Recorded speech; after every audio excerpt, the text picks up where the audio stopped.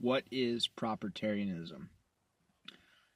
This is a question that has perplexed and confused many, and it need not, because propertarianism is actually pretty simple. And I'm going to try to explain that in this short video. So, propertarianism has its origins in libertarianism, in Hans Hermann Hoppe and various other right-wing libertarians, who we might together call paleo-libertarians.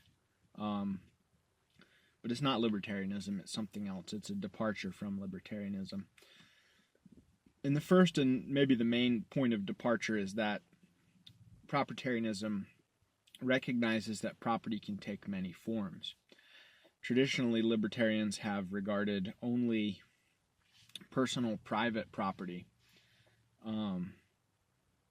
as physical, personal private property as legitimate.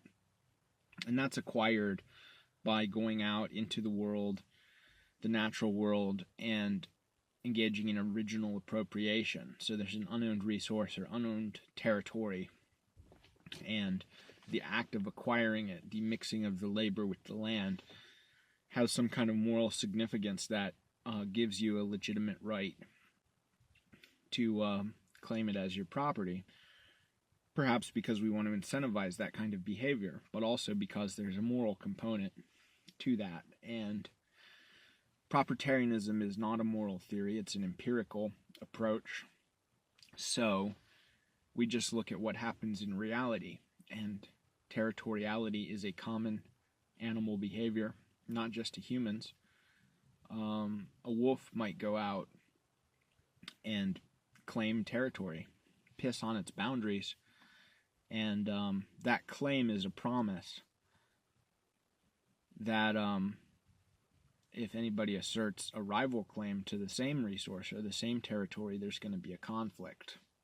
And if some other member of his species comes into that territory and makes use of it, then the wolf's going to fight him. And one of them is going to prevail, and one of them isn't. And so that's the process by which things become property. There's a claim, and then there's a defense, and then the claim is either sustained or another one is sustained in its place. And the only difference with humans is that our territorial behaviors, our territoriality can take much more varied and abstract and sophisticated forms. And so we're not limited to just pissing on territory. We can claim all sorts of things as property, and it could be physical property. It could be common property. We could act as a group to claim property in common, and that could be a physical commons like a park or grazing lands, or it could be something intangible, public order, public decency. It could be an ethnically or religiously homogeneous homeland, right? Those could be something that people have a property right to. And when I say property right, I mean that in the propertarian sense. So that's not some kind of moral claim of entitlement that exists in the universe or anyone is bound to recognize. What it is it's a demonstrated preference that people will act to instantiate or to create a right in reality as a demonstration of their preferences and their values. So, those are all things people can create a right to by their actions. You could also have an intangible personal property, maybe the value of your property. Now, a libertarian would laugh at this because having a right to the value of your property implies the right to restrict what your neighbors can do with their physical property, right? If you want to maintain the value of your property, then you have to prevent your neighbors from running a crack house or a flop house or building modern art monstrosities or building a hog lagoon or a slaughterhouse or a coal-fired power plant in a populated area. And this is anathema to libertarians, because when there's a conflict between physical property and something intangible, they're always going to go with the physical property, because that's the only form they recognize as legitimate. But what does the intangible right to property value mean? It just means that if you're doing those kind of things in a populated area, you're imposing costs on the people around you. And as a result of the costs imposed, the value of their property is going to go down, because if they go to sell their property, the buyers are going to take account of that cost, those costs that are imposed when they negotiate a price, because they're going to reckon that as a cost too, and so that property is going to be less valuable to them. And so if we permit that, then we're permitting parasitic behavior. We're permitting people to transfer the value of their neighbor's property to themselves by engaging in privately profitable behavior that imposes costs on their neighbors. And so if we're against parasitism and we're for production, then it's fine to recognize a right to the value of property and to act cooperatively to protect the value of property. And that's an economically efficient thing to do. The value to people of having an area that's nice to live in together is generally going to be higher than the value of doing a particular thing in a particular place. You can always do noisy or smelly or dangerous things out somewhere isolated where there's no one to complain, where there's no one to reckon that as an imposed cost. And that would be the economically efficient thing to do.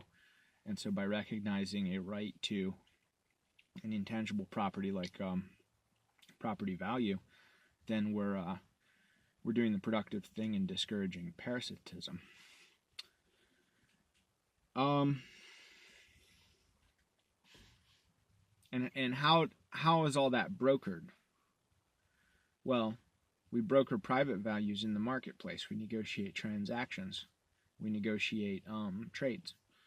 And the standard libertarian line is that any trade which is possible in practice is most likely mutually beneficial, because then why would people agree with it if it wasn't? But the complicating factor is that a trade between two people can have costs for others.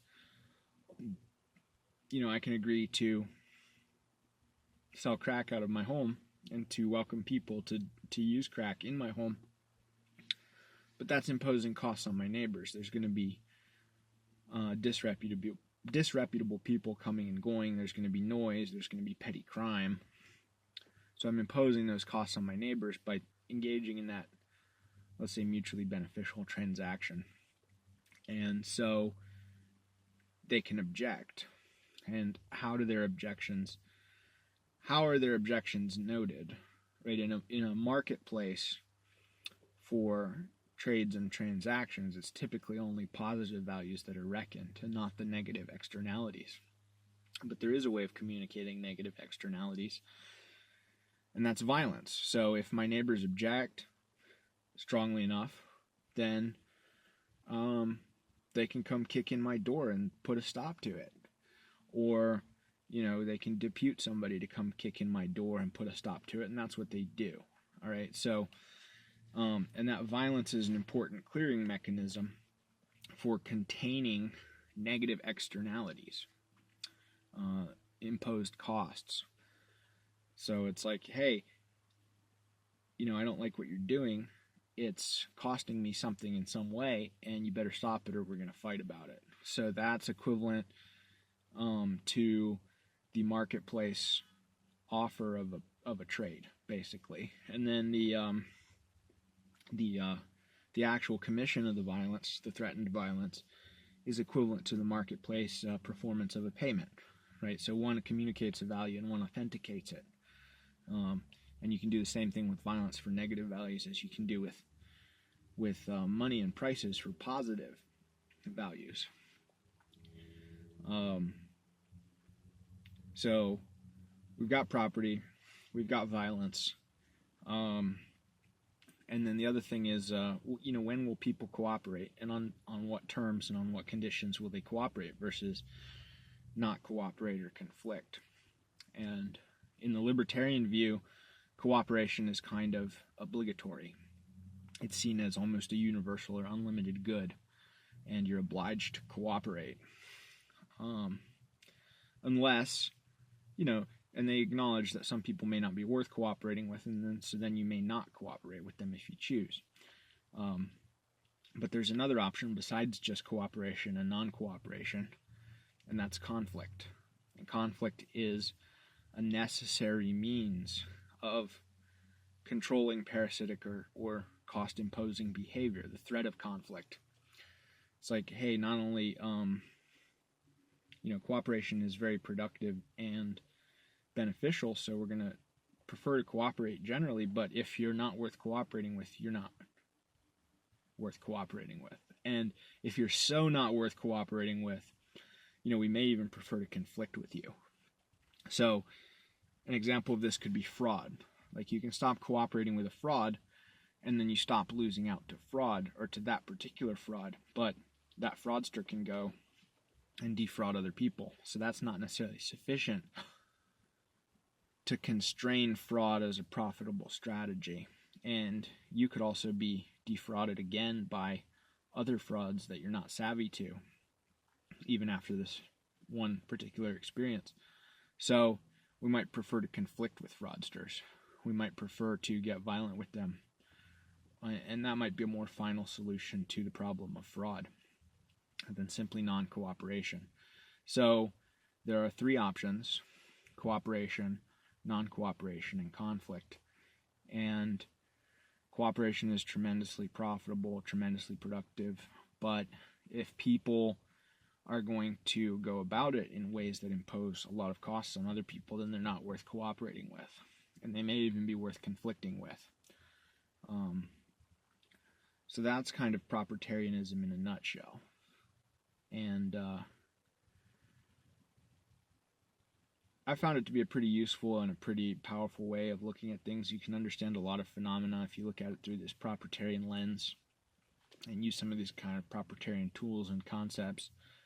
You're looking at the world in terms of incentives, in terms of costs and benefits, and in terms of people's demonstrated values and demonstrated preferences as exhibited in their behavior. And so it's not a moral theory which makes positive prescriptions, but it's just a way of looking at things and analyzing things and coming to some non-obvious conclusions. And it's a more complete way of looking at things than libertarianism, which is fundamentally incomplete in that it only recognizes a very limited set of property and property rights, and it also doesn't really address the realm of conflict, and it doesn't address the realm of commons, all of which are important. And in conflict, people who can construct and maintain commons will have a competitive advantage over people who can't. And there are numerous examples of that. I mean, even defense, national defense, if you will, is an example of a commons, because it's like a common property. This safety and security that we cooperate to maintain is a common property, and if people are not contributing to that, then it's endangered for everyone. So there's a bit of a coordination problem there, and a collective action problem there. And libertarians don't really have a solution for that.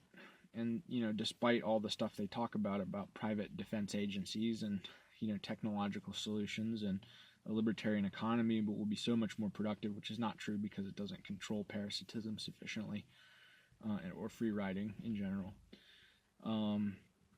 But, they argue that their economies will be so much more productive that even if you have non-contributors to defense, then it's still going to happen and get done.